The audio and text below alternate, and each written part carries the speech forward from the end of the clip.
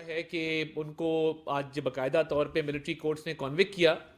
तो उसके अंदर मैं ये समझता हूँ कि सबसे पहले तो जो मुल्ज़िमान थे लाहौर जिना हाउस पे हमले के, उसके साथ साथ पीएफ बेस मियाँ वाली के, रावलपिंडी के, किला चकदरा के, तो उन तमाम के नाम और तफसीलात सामने आई हैं। तो हम ये समझते हैं कि आज एक बहुत बड़ा दिन है कि जिस तरीके से मुल्क के दिफाई इदारों को कमज़ोर करने की कोशिश की गई और मुल्क की दिफाई तनसीबात पर हमले किए गए, तो ये बाकायदा एक मज़मूम साजिश थी बानी चेयरमैन पीटीआई की तरफ से। और ये मास्टरमाइंड जो थे इस सारे हमलों के, वो बानी चेयरमैन पीटीआई थे और उनके जो रुफ़का थे सारे, उन तमाम ने इसकी मनसूबा साजी में हिस्सा लिया। तो ये जो 60 मुजरिमान जो आज कैफरे किरदार तक जिनका केस पहुंचा है, पहली बात ये है कि ये केस उजलत में इसका फैसला नहीं किया गया। ये बाकायदा तौर पे इस पे बहुत टाइम सर्व किया गया प्रोसिक्यूशन की तरफ से और प्रॉपर एविडेंसेस जो हैं वो कोर्ट में सबमिट की गई। और देखिए इस मामले को 2 साल लग गए फिर भी डिसाइड होते होते। तो जब आप कंपेयर करते हैं कि जो कैपिटल हिल पे जिन्होंने हमला किया था चंद माह के अंदर उनको सजाएं हुई, लंदन राइट्स वालों को चंद माह के अंदर सजाएं हुई, और जिसने स्पीकर की चेयर पे बाकायदा वो जूते रख के बैठा था उसको भी सजा हुई। तो यहाँ पे तो देखा जा सकता है कि आज जिन मुजरिमान को सजा दी गई है तमाम वो लोग हैं जिन्होंने वहाँ पे तोड़ फोड़ की, जलाओ घेराव किया और तशद्दुद किया एहलकारों के ऊपर। तो इसमें वो भी शामिल है जिसने घर के अंदर घुस के टीवी तोड़ा था, इसमें वो भी शामिल है जिसने वर्दी की बेहुरमती की थी, जिसने गेट तोड़ा था, जिन्होंने अंदर घुस के आग लगाई थी और मुल्क दुश्मनों का ख्वाब जिन्होंने पूरा किया था। तो एक तो फेयर ट्रायल हुआ है कि कोई भी ट्रायल जो 2 साल पे मुहित हो उसमें तमाम जो है वो लवाजमात, तमाम लीगल जो रिक्वायरमेंट्स हैं वो पूरी की जाती हैं। और इस फैसले को ना सिर्फ हम वेलकम करते हैं बल्कि हम समझते हैं कि इंसाफ का बोल बाला हुआ है। और इंसाफ का बोल बाला होने के साथ साथ अब मुल्क के अंदर कोई भी जुर्रत नहीं करेगा कि वो दिफाई तनसीबात पे हमला करे, वो दुश्मनों का ख्वाब पूरा करे, जो मुल्क दुश्मन जिस चीज़ का ख्वाब देखते हैं। और इसके साथ साथ जो right to fair trial military court में है वो इंटरनेशनल जो हमारी ट्रीटीज़ हैं, इंटरनेशनल अग्रीमेंट्स हैं, उसके साथ कंप्लायंट है, उसके ऐन मुताबिक है। ना सिर्फ इंटरनेशनल रिक्वायरमेंट्स के मुताबिक है बल्कि हमारे आइन और हमारे कानून के मुताबिक है।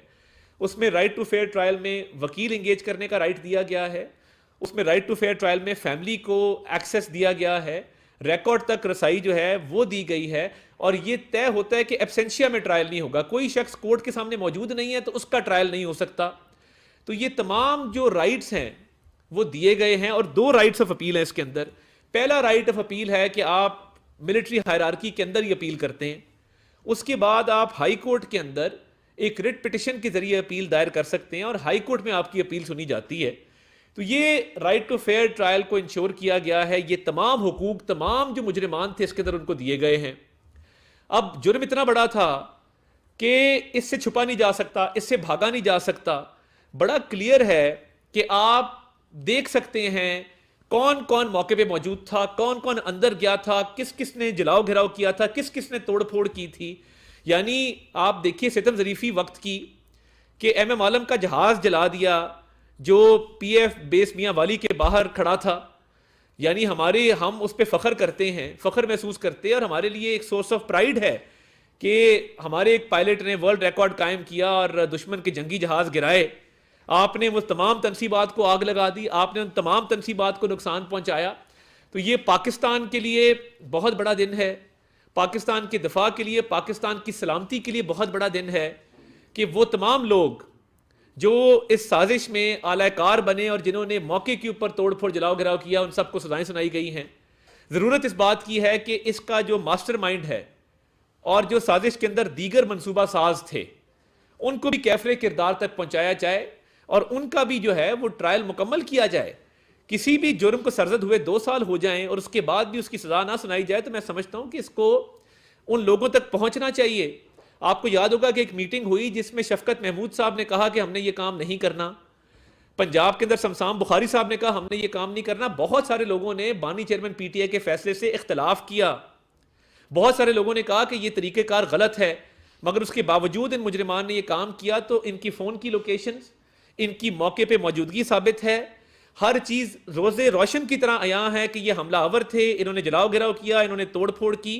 तो मैं समझता हूं कि कानून का बोलबाला हुआ है, मुल्क के अंदर रूल ऑफ लॉ एस्टैब्लिश होगा और आइंदा कोई भी जुर्रत नहीं करेगा कि वो मुल्क के अंदर एनार्की फैलाए और हमारी दफाई तनसीबात को, हमारी कौमी सलामती के सिंबल को नुकसान पहुंचाए, शुहदा की यादगारों को मसमार करे।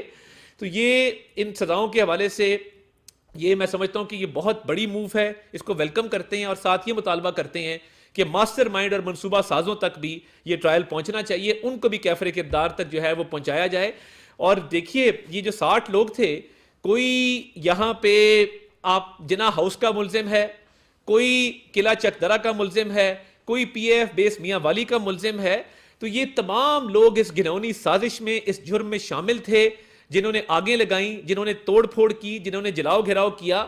और देखिए एविडेंस हर तरह की, ना सिर्फ वीडियो एविडेंस, टेक्निकल एविडेंस मौजूद है, किसकी क्या लोकेशन थी, कौन कहां पे गया, किसने क्या जुर्म किया, कैमरे की आंख से तो कोई नहीं बच सका।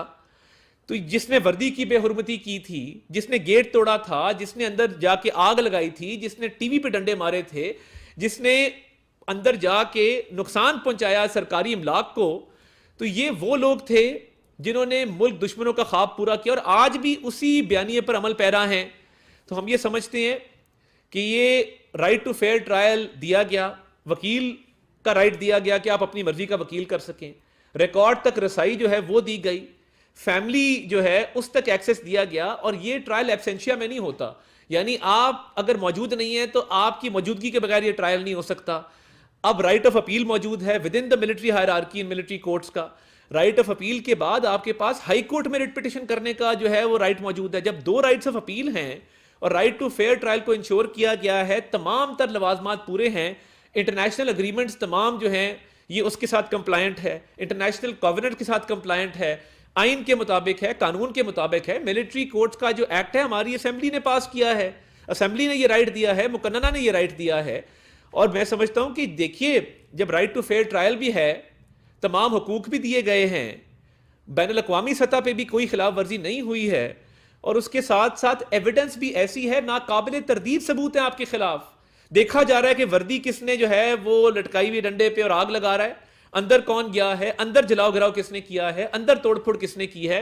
तो ये पाकिस्तान की तारीख का बहुत बड़ा दिन है, क्योंकि 9 मई का स्याह दिन जब इस मुल्क को तशद्दुद और इंतशार की नजर किया गया, जब इस मुल्क के दिफाई इदारों पर हमले किए गए, शोदा की लाज ना रखी गई, जो जान की कुर्बानी दे गए उनकी बेहुरमती की गई, आज हम समझते हैं कि उनकी रूहें जो हैं वो पुरसकून होंगी कि हमारी जो, हम तो वतन पे जान निछावर कर गए, जान कुर्बान कर गए, हमारे बच्चे यतीम हो गए।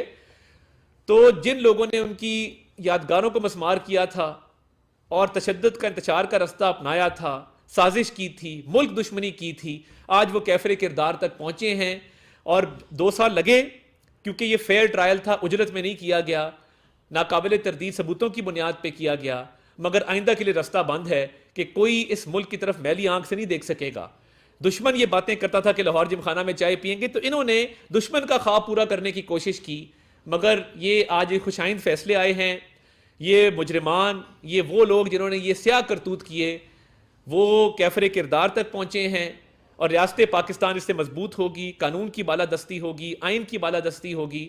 और हम समझते हैं कि आइंदा कोई जुर्रत नहीं करेगा कि मुल्क पाकिस्तान इसकी सालमियत पे कोई सवाल उठाए। अभी भी बाहर लगे हुए लॉबिस्ट हायर करके पाकिस्तान के खिलाफ प्रोपेगेंडा करने, मगर इन सदाओं के बाद मैं समझता हूँ कि पाकिस्तान का दिफा, पाकिस्तान की सालमियत और पाकिस्तान जो है वो मुकद्दम ठहरा है और इंशाअल्लाह ताला पाकिस्तान तरक्की करेगा। आज तो बानी चेयरमैन PTI ने कह दिया कि मईशत मुस्तहकम हो रही है, तो पीछे क्या रह गया।